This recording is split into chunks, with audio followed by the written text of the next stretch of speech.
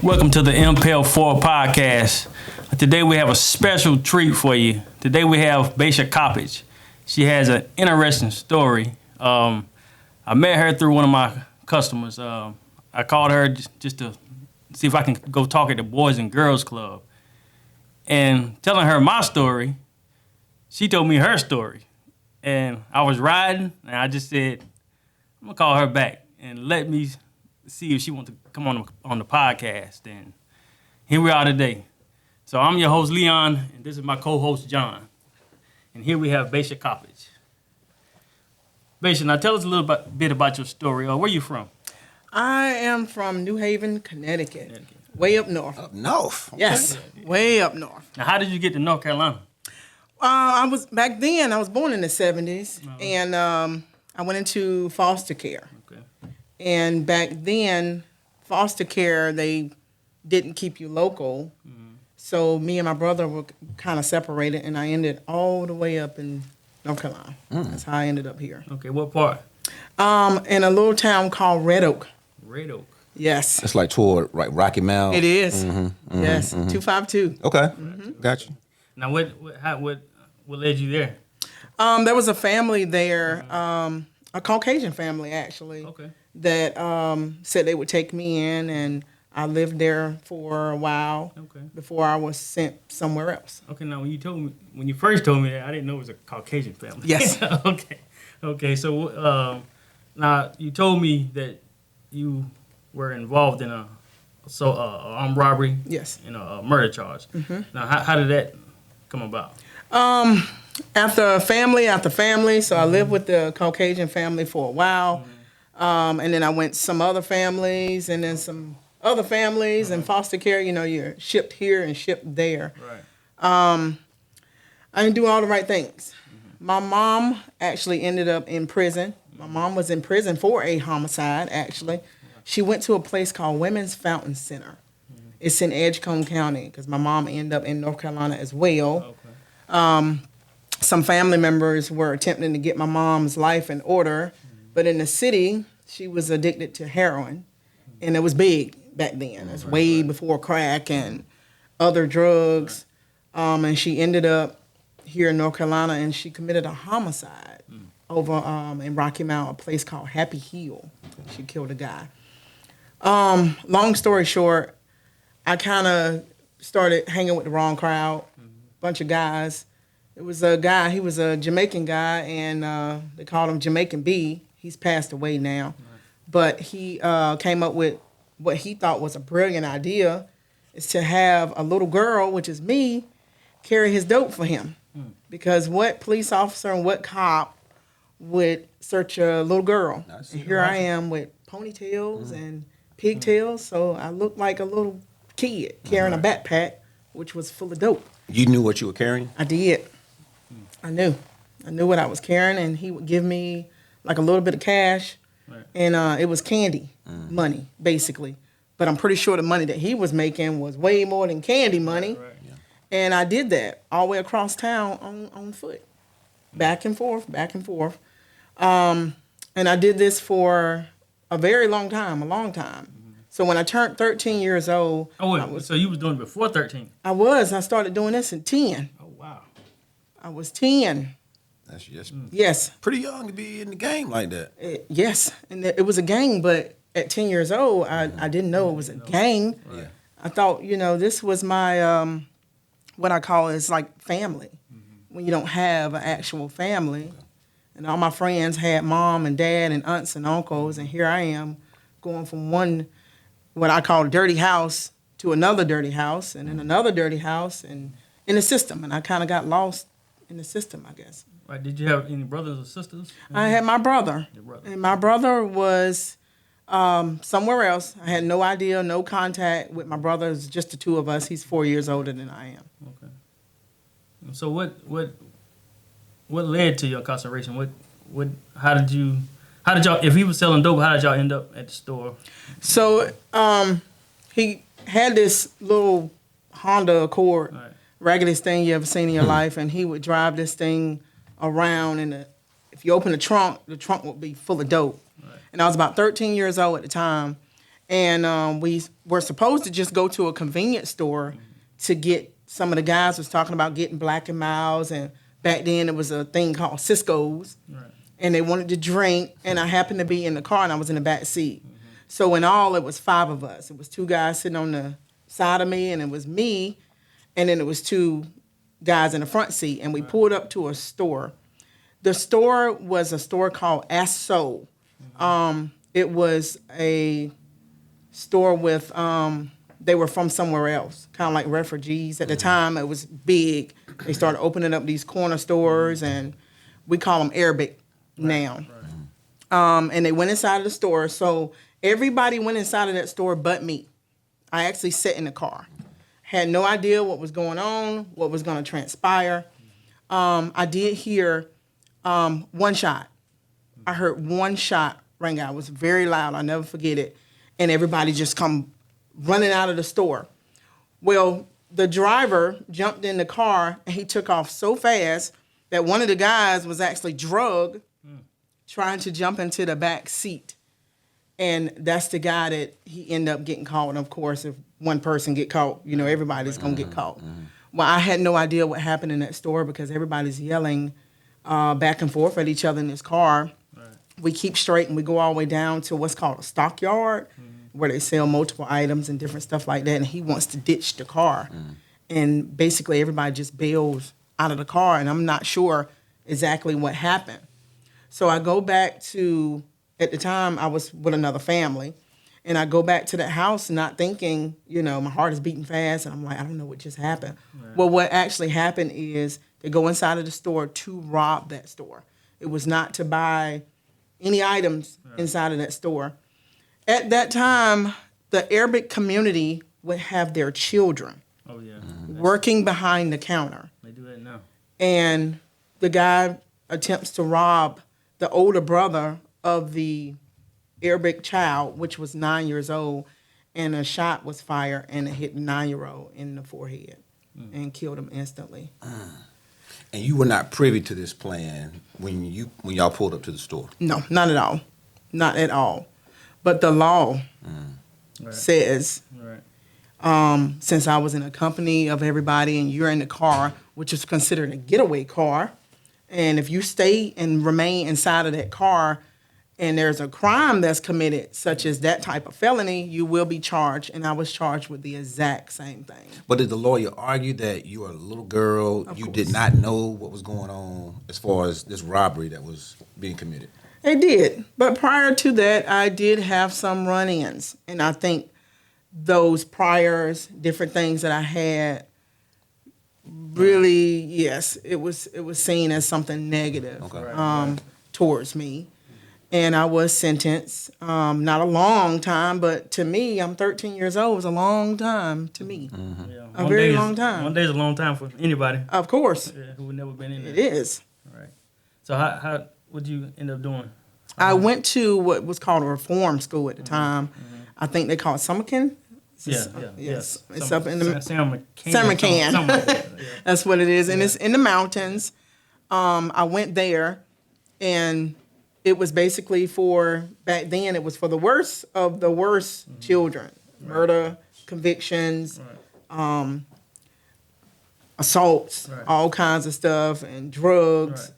And I went inside of there, and I think being in there really, really changed my life. Right. In the beginning, it was tough because I went in there and I thought I had to be tough. Right. And I didn't know tough until I went inside of there. And it was hard. Right. It was hard to stay out of trouble because I thought I had to have that same appearance from the street. Right. And that's basically all I did was just ran up and down the street all times of the night, didn't follow any rules. And I went in there and I did 3 years. 3 years in there. Probably would have been a little bit shorter, but I didn't stay out of trouble in there as much either. Right. So I did meet a lady while I was in there, and this lady introduced me to music, which was, was a first. She introduced me to a piano, and I've never played a piano before, never done anything like that before. And I started playing a piano and getting to know music, and then she introduced me to a guitar. And then she introduced me Wait a to. minute, so you're yeah, you're a musician too. I am. So you do it all. I am. So how many instruments do you play? I actually play 5. Oh wow. Yes, saxophone, and I teach that. I teach that music now. Okay. So after you got out of training school, what was your life like then? Where did you go end up? My grandmother at the time, my mom's mom, she's always been sick with congestional heart failure, and social services always said that she was not strong enough to take care of me. That's why I didn't end up with that one family member. Right. Even though I had a lot of family members, my mom had 6 brothers. She's the only girl, but no brothers could take in a little girl because they had sons, and they thought it would be an issue. But my grandmother never stopped fighting for me, and she fought and fought. And when I got out, that's where I went, is with my grandmother. And she was still sick at the time, very frail, on medication, went to church a lot. A lot of churches and a lot of stuff like that. Of course, a lot of people, grandmothers, church. All of us. So I ended up with my grandmother. Okay. And what age at that time? I was going on 17. All right. And so did you finish school while you were incarcerated? I had to, yes. So I went in, when I went in, basically I was so far behind, even though I was 13, but I was at the grade level of maybe 3rd grade, maybe, as far as reading, as far as math. And of course, looking back at that, I'm not surprised. I didn't go to school. Yeah, you can go to school. I didn't go to school. Around a lot. Oh, no, I was houses. everywhere, skipping, doing all kinds of stuff. Right. And it was a surprise to a lot of people. A lot of people was very surprised that here this little girl, convicted of murder of a child, and I was a child. Right. So a lot of people were surprised. So what was your first job when you came home? Did you get a job? Or I did not. I didn't get a job. Even though I was living with my grandmother, it was still in what we call a questionable neighborhood. So it was really hard for me not to go back out into the streets. The only thing that really kept me from going back out into the street was Judge Sarah Patterson. She was the judge that sentenced me. And the whole time that I was in the reform school, she kept in contact with me, personal contact. She would actually come out and visit, but she would want to see me personally. And every time she came, I would tell her I need to show her something on the piano. And, I couldn't do much, but I did a little bit on the piano. And that's above and beyond. She didn't have to do that. She did not. And you would argue that had it not been for that, you might have gone left when you got out. I would have. And I've never heard of that happening since. I've never heard of an actual judge or attorney or anybody keeping up or following a child throughout life. And that's basically what she did until she passed away. Well, Lee, that speaks to that power of mentorship. Right. I know in a previous episode I asked you about when you went to visit Baesha at the club, would your visit have a lasting impact? Right. And what she's saying is that, that stuff matters. Yeah, it does. Yeah. It does. So, okay, so you say you didn't get a job. So what did you do? Trying to stay out of trouble. It was hard enough. That's almost a full-time job. I got a boyfriend during that time, and I was so in love. Right. Oh, I was so in love. And, my grandmother being in church, she's she was holiness. And, it's pretty strict. Right. You got to get married right away. He won't come by the house then, was he? It's called courting. Yeah, that's what she not called courting, but what? Courting. Yes, that's right. You gonna courting this house, and grandma's sitting right there, and I got married when I was 18. Oh wow! I did. I got married when I was 18 years old. Yes. So I knew I wanted to do something. I knew I had to do something with my life. And during this time, here's Judge Sarah Patterson on Thanksgiving, Christmases. I became so close with her family and her 2 dogs that that was her babies. Right. And here she is. She's an old lady now. She's old. You still keep up with her? She passed away. She passed away. She was actually the oldest judge, and she was When she passed away, she was 90. She was like 90 years old when she passed away. Oh, you were saying she was old at that time. She was a lot older. Here I was sentenced she was older when I was sentenced. I see. And then here you go, years and all these years passing by. So, yeah, she was old and frail, but still the sweetest person I've ever met. And she was a Caucasian lady. You know? I keep forgetting that. I keep picturing the old black grandma. No. But I keep forgetting No, you said gray Caucasian. hair Okay. and gray hair and all. Kept up with me all those years. And then, you know, when she used to come over and I would tell her, hey, I need to show you something. And by that time, I was real good at piano then. I was doing really good. So she was Caucasian too? She was Caucasian.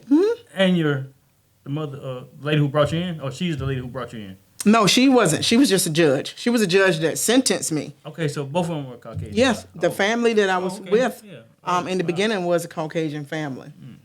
Yes. Now, I do keep up with that family as well. Their son, which is Matthew, is like my brother. And I still keep up with him. The rest of them, you know, that's in question. It was a little different living with a family that's not my race. Right. You know, it was a little different. Okay.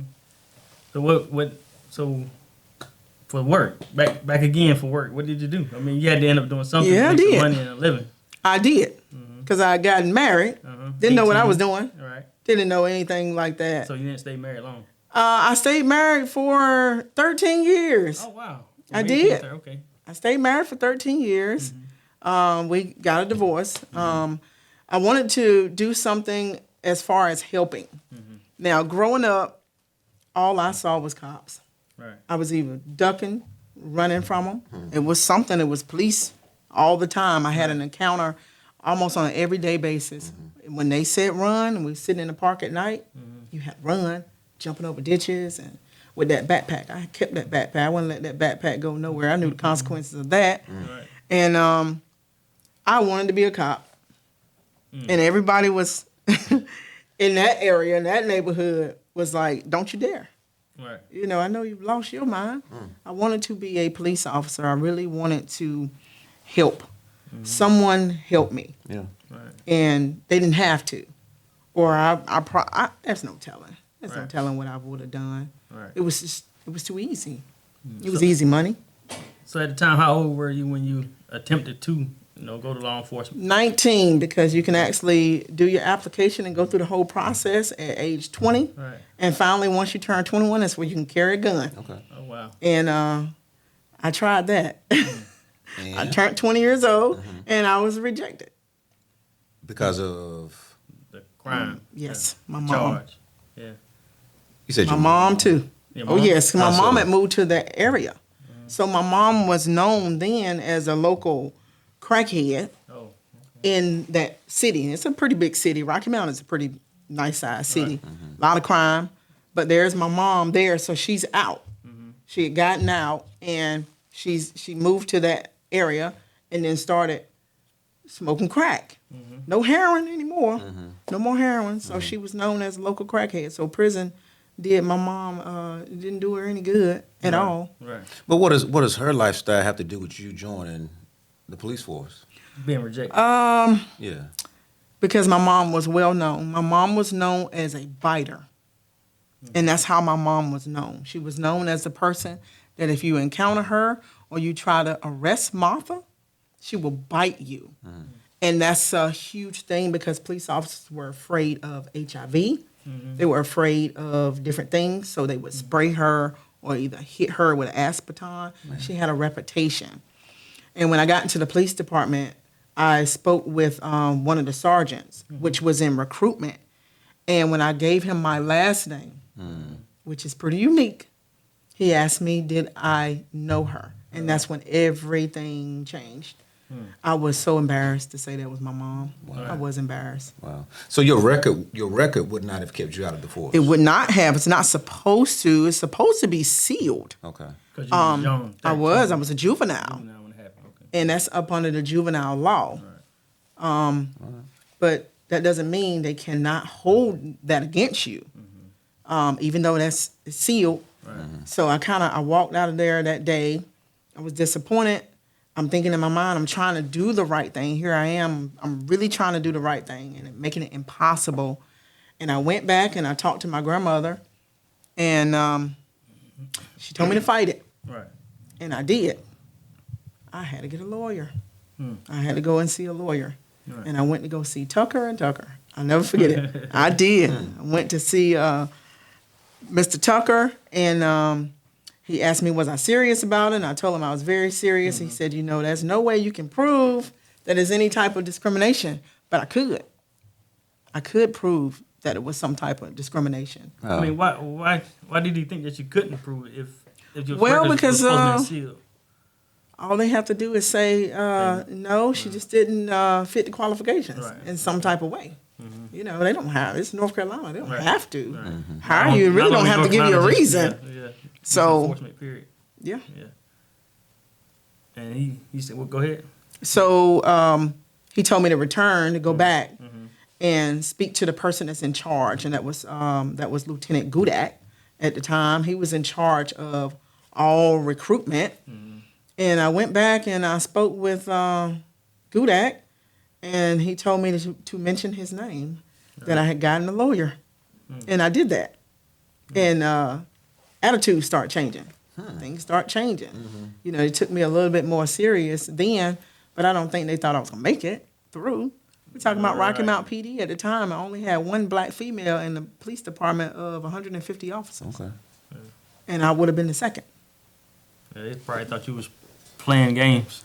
Probably serious. thought. Maybe they thought I was like my mom. I guess. I don't know. All right. Maybe. I don't know. I don't know the reasoning behind So that. you worked around the city as a regular police officer? I patrol did. car and all that? I went on through BLET, basic law enforcement training, and I did great in my class.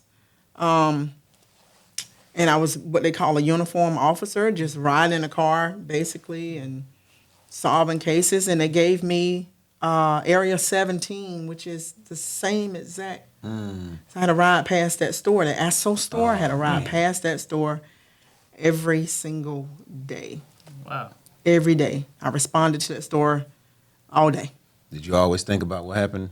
Yeah, I did. And it was hard. Ain't no way It was around that. no way around it. But it was really hard. I really didn't want to go inside. When I pulled up, I always said, I don't want to go in there. Didn't want to go in there. It caused me some type of anxiety. I felt like I couldn't breathe, and it just didn't, everything changed pulling up to that store. Yeah, because physically. you're not on the other side. Right. Right. Wow. Not only on the other side, but here we go with some of those same people that still live in that same neighborhood. And here I am, I'm in a blue and gold uniform with, with a badge on now, and I have to face these people and look at these people. Did that family still own the store? The family did, but it was passed down actually from the dad, that same son, and then, the cousins and different ones. But yeah, it was the same family. And did you talk to any of them? I did not. Okay. I didn't. I guess that probably was a smart thing. I think that was the best thing. Right. But another person I had an encounter riding around was my mom. Oh, wow. Yes. You had to pick up your mama? I was not allowed to. It's called conflict of interest. I can see that. So, but I didn't want to tell all my fellow officers that was my mom because they used to talk about her in shift change. So imagine sitting in a room, there's 50 officers in a room. They're giving you your duties for that day and telling you your area that you go inside of, and then you hear chatter about Martha B. That was basically my mom's street name was Martha B. And they were talking about one of the officers was saying, yeah, you let her, if she thinks she gonna do such and such, I'm gonna hit her. And then he would start acting it out of what he was gonna do with his aspartame. And here I am listening, and then that's my mom, but I'm keeping that a secret. Okay, so they didn't know that was your mom. No, some of the higher up knew that was my mom, like Gudak, he knew that was my mom. And then Rosenthal, the sergeant that I approached in the beginning and asked me the question, they knew. But the street officers were not in the loop. They had no clue. Was it hurtful to sit there and listen to that? Or Of course. Of course. This is all the time. My mom was well known. She would fight a cop. She would fight a cop. So you had something of a relationship with your mom then? I wouldn't call it a relationship. I didn't grow up around my mom, so I didn't have that mom-daughter connection. It felt like it's a lady I knew. That's basically how it felt. Like, I know this lady that I know. I know this is my mom, but looking at my mom, here I am. I pull up on my mom and get a 911 call of a lady that has a weapon. And the weapon is a beer bottle, basically. My mom would hit a beer bottle on the ground and start threatening people. And it was basically at what they call a trap house now, but back then it was a liquor house. Yeah. And I would respond. Well, when I responded, I knew other officers were going to come along as well. So I would kind of approach her before any other officer I was going to ask you, got there. Did she ever see you when you... Oh, yes. Okay. Yeah, she made a whole scene. Right. There go my baby. And then she said, let me get $20. You know, so it was that whole, when you think of what we call crackhead, she had all of it. She no teeth, mouth. And it was so embarrassing. And I knew I can hear sirens in the background coming, and I had to hurry up. You know, I approached her, and like, Mom, stop. Like, what are you doing? Go home. You can go to jail. So she never said to the officers when you were out of sight, y'all know my daughter works with y'all. Well, as soon as those officers approached that scene, I handed it off. But I'm saying she on her own didn't just say... She didn't. No, maybe she was mumbling stuff, but here she's a crackhead. Like, I'm thinking... They're not gonna believe her anyway. Well, fair point. Maybe they know her. So how's she know? How's she doing now? My mom is very, very sickly. I do take care of my mom right now. Oh, okay. My mom is 70 years old, and she's a different person because she did what's called aged. She aged out. She aged out of that foolishness, and then all those years of heroin, all those years of crack, caused my mom some serious health problems. So my mom is very, very sick. And in the next 3 to 4 months, she will be going on hospice. Oh, wow. Sorry to hear that. Well, you're a good daughter to be doing what you're doing for sure. Oh, yes. I wouldn't see it any other way, but me years ago, I don't know. So what changed to give you that kind of heart now? Grandmother passed away. And before she passed away, we had a real serious heart-to-heart. And she told me that I needed to take care of my mom. And I'm thinking, I put my mom in rehab 27 times. Boy.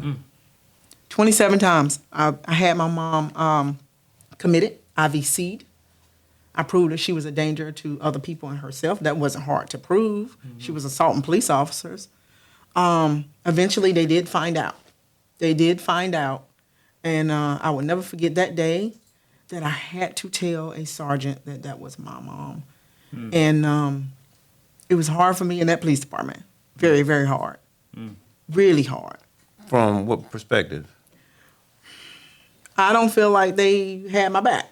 Right. I felt like I was kind of left out there. The jokes never stopped. It was so many jokes. Every time it was like a joke, and then when I would get upset, they would say, stop whining. Because I would have thought that would have humanized it. If you had came out to them earlier and said, hey, my mom is Martha B., maybe they would have backed down a little bit and showed some compassion. I want to be realistic about it. Okay. Police officers, no compassion. It's not compassion. You can't make a blanket statement. I can. I worked it. I worked it for years and years and years, and I know how it goes. Right. I know how it goes. We want to thank all police officers, and they don't have that, but they have to make a name for themselves. You're not a cop if you don't have a name. Not all of You were a them. police officer. And I weren't probably like- would have and weren't showed like some that. compassion, but behind closed doors, I probably would have been like, hey, that's crackhead. I was, they couldn't name her, call her by name. Right. She was still known as crackhead, crackhead B, Right. the biter. She was still known as, but the jokes, it was just the jokes. Right. And they said it was a joke, but Right. enough was enough. It was a You lie. get tired of hearing it. I got tired. I'm like, I already know. You're telling me something I don't know. I know my mom's on drugs. I understand. So how long did you stay at that police department? After they found out, 6 more months. Oh, wow. There was a sergeant position in Nash County, and I applied for it, and I got it. So what was the total of years you were there? Or 20, well, it at was Rocky in Mount? all 15 years. 15 years. Okay. 15 years in the police department, not Rocky Mount, but doing law enforcement. Okay. And then I went on to work Department of Homeland Security. Okay. I did. From 13 being incarcerated for accessory to murder Yes. to working in law enforcement. Wow. Big gap. Okay. Yeah, that's. So what? How long did you stay with Homeland Security? Until they offered me. So it was still considered a form of law enforcement. I was a behavior detection officer. I had opportunities to go to every single Super Bowl and for free. I got a chance to work with Secret Service. I did have to go to school, back to school. I wanted to do something with law enforcement, but on a higher scale. I was kind of tired of chasing crackheads and responding to homicides. Right. So I said, what else can I do in law enforcement? And then one of the officer told me, why don't you look into Department of Homeland Security? You would have to go away for a while, and I did. I went away. And I trained to be a behavior detection officer. Pretty much I was the officer that when questioned, I would basically stand there, watch behaviors, watch all these indicators, and tell the person who's doing the interrogation and the questioning if you were telling the truth or not. If we can rewind just a little bit, because your story is one where you could have made an excuse to say, I had this rough childhood, I have a reason to wild out for the rest of my life. But you got on track and got your stuff together. I did. Can anybody do that? I feel like with the right support system, you have to have that support system. I work with children now, and that's the reason. That's the only reason I am where I am. I currently have the largest teen center in the state for a reason. I program with these kids, but a lot of the kids' stories are pretty similar. And we're talking about kids Durham. And their stories are similar. Mom, dad is on drugs or incarcerated, and you can hear the excuses. I can't make straight A's, Miss B. My mom is not there for me, and I don't have this. So I really feel like you need that support system. You need the community. You need these things in order. If you don't have it, it's very hard. It makes it very difficult. All right. Go ahead, Lee. How did you get there to the Boys and Girls Club after you retired from law enforcement? No, I was still. I went you to still the. there? I went to the Boys and Girls Club way before. I had an incident of a 13-year-old boy that I used to chase this kid, and I think I chased him for fun. I did. I was a cop, and it was a thing. We like to run. Cops like to run. I'm gonna see. It's like cat and mouse. I'm gonna see if you run from me, if I can catch you, and then you go back to the police department. You brag about it, and that's basically how it goes. Hey, that guy's fast, but I caught him. And it's a thing. It's like bragging rights. Sounds dangerous because you don't know what that 13-year-old kid might be carrying. Well, you're right. And at the time, I was a juvenile officer. It's a special position, and not a lot of officers make juvenile officers because they hate it. They didn't want to do it. Who wanted to deal with someone else's kid? Teenagers, it's hard. It's hard. They're all over the place. Attitudes, all kinds of stuff, all over the place. And I became a juvenile officer. I thought it was a punishment from my chief. I thought I'd done something wrong. And this 13-year-old did not want to go to school. And as a juvenile officer, your job is to find them, put them in the car, take them to school. And that's basically what I had to do all day. And they would run from you, and I would chase them all over the city. And that's my day, 12 hours of doing that all day long. Any juvenile crimes, I would respond. Juvenile law is a law of its own. It's completely different.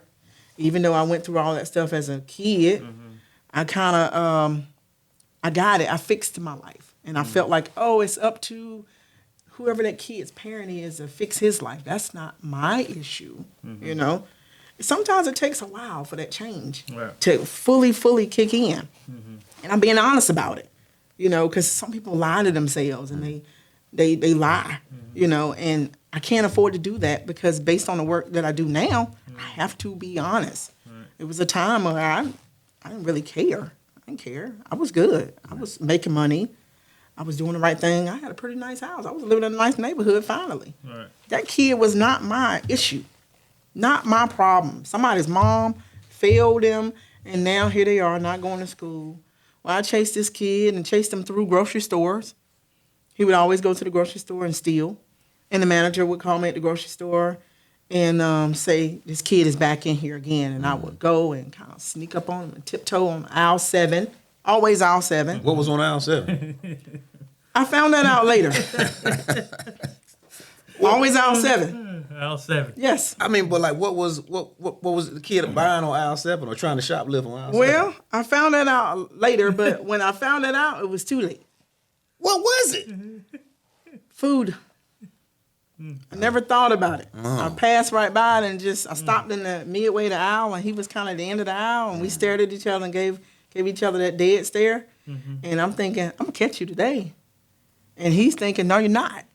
And he would take off, hit the corner, and run, and I would chase him. I would got him right before checkout.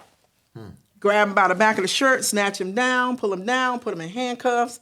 I almost got an applause. It was weird. It was a weird, euphoric feeling. You know, I felt like I achieved something. I got this kid, and then the manager, he's standing back, and he's like, yeah, So look at that officer. Dealing with this kid, is that what led you to want to work with boys and girls, younger teens? Or? Identifying this kid in a body bag caused me to want to. I went through some changes after that. I mean, some mental stuff. I had to see somebody. The person I was working with, I had a partner after that, and we would respond. I wasn't a juvenile officer anymore. I only had to do a year, and I was like, I can't do this position anymore. It was very, very hard after that. I got a call in the middle of the night. Here I am at home. I've worked my shift, did my time. Call you in the middle of the night and say, hey, we got a juvenile case, can't be identified. We know you know all kids. I knew every kid in the whole entire city. Right. They knew me. And I get there. I don't want to be there. I go up under the yellow tape, which is crime scene tape. And I'm thinking, woo, somebody really got God today. And they unzipped it, and they like, you know this kid? And I knew him right away. Right away, immediately. And I don't know what happened to me, Leon. Something happened right there. So in a sense, he was the reason that you... He was the reason. Went to the because Boys and Girls Club. I didn't have to lose him. I lost him because I chose to lose him. That's what happened. I could have... What happened all those times he was in my backseat? I put him in the back seat and put him in cuffs, and I take him home. And his mom, here she comes. She had these rollers in her hair and stuff, and she was screaming and yelling at me. You know, what I'm supposed to do with him? He just like his daddy. He's sorry. And he was listening. He was hearing all this. And I'm like, take your kid. You did this. This is your mess. Take your kid. You don't have anything better to do? And then I get back in my car, and I go eat Chinese food. At the best Chinese food ever. I just sit down and eat. So you're saying what? You should have been Judge Patterson to that kid. I should have been. I should have. I had too much time to spend with him, if you think about it. Right. I spent most of the time with him. I would take him to school, and they would say, he hadn't been a student here in so long, we don't know what to do with him. And I'm like, what am I supposed to do with him? Put him in my car, wait for somebody to get home. I had time. On aisle 7, Right. I had time to look at what he was taking. I didn't know he was hungry. Your life is a movie. I'm sitting here picturing Well, it. not so much of a good movie. You know, I had It's so many. inspirational. Well, yeah, because I've made the best out of it, and I feel like now I gotta save these kids. I'm not there to keep them and babysit them, and they know that every single day. I yell out every day, "Why am I here?" And they all yell back. When we talk about 45 to 50 kids yell back to save our lives. It's very powerful because I can't lose them like I lost this kid. I had to knock on that door that one more time. I had to do the death notification. And when I knocked on the door, she snatches it open with those rollers. And she's yelling at me already. Trying to look around me in the backseat of that car. But this time, I'm not going to open that door for your kid. The kid is gone. And the reaction, her reaction was, I've done death notifications before, but her reaction was, it just changed me completely. It changed me. I had to take some time off because my partner was saying I was going overboard with some of my calls, and they didn't like it. I was overdoing it with some stuff. And I was kind of going through some things. Yeah, about to say, was that? Oh, yeah. Okay. Yeah. I was going through some things. And I kept having flashbacks of that grocery store and them packs of hot dogs and bread. He was taking food, and as I was taking it out of his clothes and pulling it all out of his pants, I never thought to look down. I didn't think to look down at what he was taking. It was just, I felt like I was like a hero because I got it. You know? Wow. So how long have you been at the Boys and Girls Club now? Since 2009. 9. Yes. After I returned to work, I was riding around, so I'm not a juvenile officer anymore. I'm really just an officer until I get promoted again. So I'm riding around and I see this little building and lights are on, and it's like 7 o'clock at night. And I'm like, I never noticed that building. It's so tiny. Right. You know, doesn't look like 8 kids can fit in that building. So I decided to stop. I pulled in the little driveway, had a little tiny little driveway. And I opened the door, and it's like a bell at the top of the door. You know, it just dings. And it's kids in there, and they're doing stuff. And I'm like, oh, it's kids. And they're teenagers. And I'm like, what? I didn't know they here. And the lady is like, yeah, this is the Boys and Girls Club. How can I help you? Somebody in trouble? And I'm like, no, I just want to see what they're doing. And they're doing stuff that's positive. Right. They're reading. They're doing all kinds of stuff. They had a piano in there. Right. Oldest piano I've ever seen in my life. Right. But I was playing it, and the You hopped kids on? were, the Okay. kids was like So fascinated. You ready to teach them? I was ready to stay there. I never left. Oh. I never left that Boys and Girls Club. I stayed. I was part-time, and they allowed me to come in uniform. Right. Also, when I started here in Durham, when I moved, I had to find a club. Right. And I found a club in Chapel Hill. We also have a club in Chapel Hill, and I ran my own club in Chapel Hill. Right. And also here in Durham, I became one of the directors here for teens and all middle school. Okay. That's great. That's great. Well, we're going to end it right here. You got any more questions? No, it was good stuff, man. To see her life come from just a tough start, to say the least, to put it in the mildest terms, but how you turned it around. But your point being, not by yourself. You didn't know how to turn it around, No. but you had the right support system in your life. I did. Is that the takeaway for us, to be that bridge for somebody else? That's the takeaway for the whole entire community, and I'm currently trying to send that message. I did attend an event yesterday in Chapel Hill, and it's a lot of churches. So many churches, it probably had to be 25 to 30 churches actually came together as one. And there's an organization giving out grant money in order for these churches to come together and try to save the community. If you take the word help, take it out. I learned that. Take help out of your vocabulary and replace it with save. It changes your mindset. And it takes that community. And we need that here in Durham. I'm doing everything it takes. Right. Here in Durham, I did purchase a food truck. I am the owner of Crack and Wild Food Truck, which is pretty popular. And I hire all my kids. Only kids run my food truck. They cook your food, they prepare it, they take your money, and they give you your food. All right. So you're teaching that kid how to fish then. I am. I am. Wow. Well, how can people reach you? You got Instagram. You got Instagram for your food truck? I do. And it's at Crack and Wild. Crack and Wild. And it's spelled KRACKNWOW. I have crab legs. So you crack them and wow, you know. Yeah, my kids are like, what were you thinking when you named that?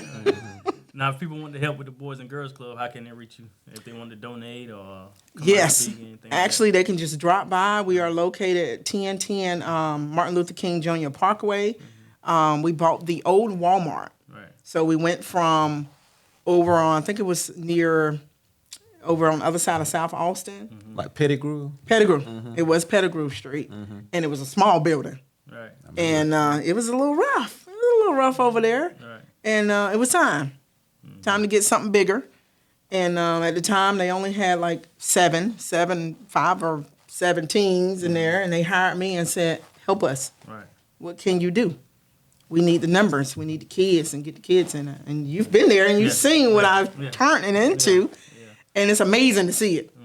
It's amazing. Yeah. And I said, okay, well, I'm going to need a little bit of a budget. Right. Right. A little bit of a budget, but I got the kids. And last year signed up 72 teenagers. Very nice. Yes. If you like what you saw, don't forget to like, share, and subscribe to the Impel Forward podcast.